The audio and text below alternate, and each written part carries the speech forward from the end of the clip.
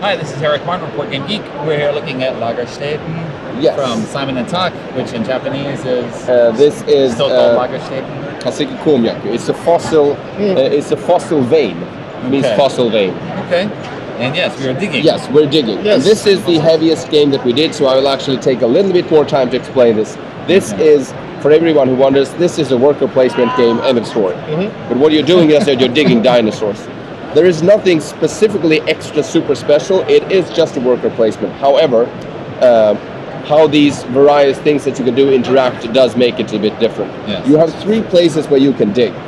They have a bit different distribution on what from what period you can actually find stuff. You can find stuff from the Cretaceous, you can find it from the Triassic and from the Jurassic. Yes. And obviously the Triassic is the oldest one. So this one has just 1 layer of Cretaceous, and then there's 2 layers of the others 2, and this one is 212 and then 221 or whatever. So what you can do is here, you can put a worker here, and then you look at 3, 2, respectively 1 of these, and you look at all the cards to see what are in them.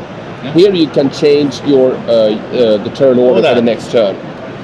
Here you just place to dig, and this will be resolved after everyone has placed all their workers. But this is obviously the most of the things that you want to do. If you are placing here, and then white places there, and the red places there, and then the blue places there, what will happen is that the first guy, he will take the top 4 cards. Because there's 4. Yeah, because there are 4 of them.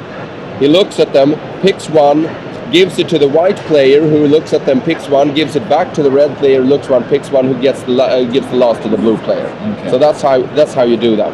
What you want to do with these cards, because first of all, you just have a fossil, so you just put it down. You know what it is, but it's still just a fossil. Right. What you can do is that you can go here and you can clean it. You can fossil, you can restore this, turn it face up. Now, if you manage to actually get, like we have here, beautifully, somebody who has actually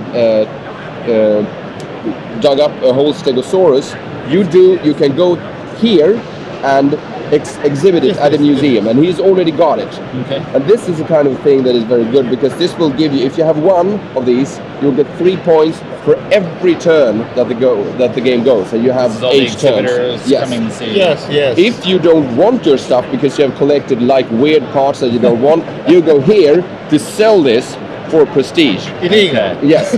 It's actually an academic conference. You shouldn't be illegal. But anyway, you get prestige for showing up that I found the head of a dinosaur, but I don't know what it is. Okay, I found 6 tails. Yes, exactly. And then you can buy for 2 of your funds, which is your victory points. You can look through this and buy 1 of them. So you basically, this is a discard pile which you can look through. So it and is then illegal. And this is the illegal thing where you can put here, you can draw a card, and then this says like, if you can give me from any period something that consists of 2 parts. You have a dinosaur here that consists of 3 parts, of which you have 2. But you have a little dinosaur here that only has 2 parts. Now, if you can sell me that, I will just give you 10 gold, like that. So this is a faster income, but it's harder because it's kind of the mission cards in Ticket to Ride. Right. You pick it, and you have to fulfill this and exactly this, and you'll get a short-term income. This will give you a regular income for each round, so this is better and better the earlier you do it. And this is also better and better the earlier you do it, but still this is more stable. Yes. And this is your money track and the score track. And then what you use money for is you use money to pay for these cards. Okay. But that's the zest of it.